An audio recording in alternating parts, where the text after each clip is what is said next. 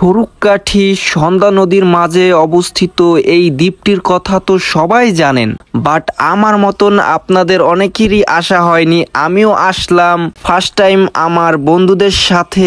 আর কি মজা করলাম, কি করলাম সবকিছুই থাকছে আজকের এই ভিডিওতে। তো ভিডিও কেউ স্কিপ করবেন না, সবাই সম্পূর্ণ ভিডিওটি দেখেন, আশা করি আপনাদের অনেক ভালো লাগবে।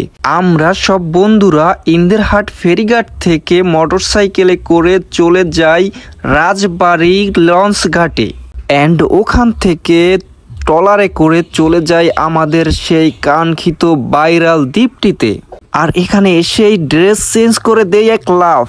আমার বন্ধুগুলো আমার আগেই নেমে পড়েছে বিচে, অ্যান্ড আমরা সবাই মিলে অনেক মজা করলাম। আর দেখেন এই দ্বীপটি পুরো নদীর মাঝ বরাবর রয়েছে, আর এখানে আসলে আপনার হালকা ভয়ও লাগবে, বাট আপনারা অনেকজন ভাই ব্রাদার্স ফ্রেন্ডস মিলে আসলে এনজয় করতে পারবেন।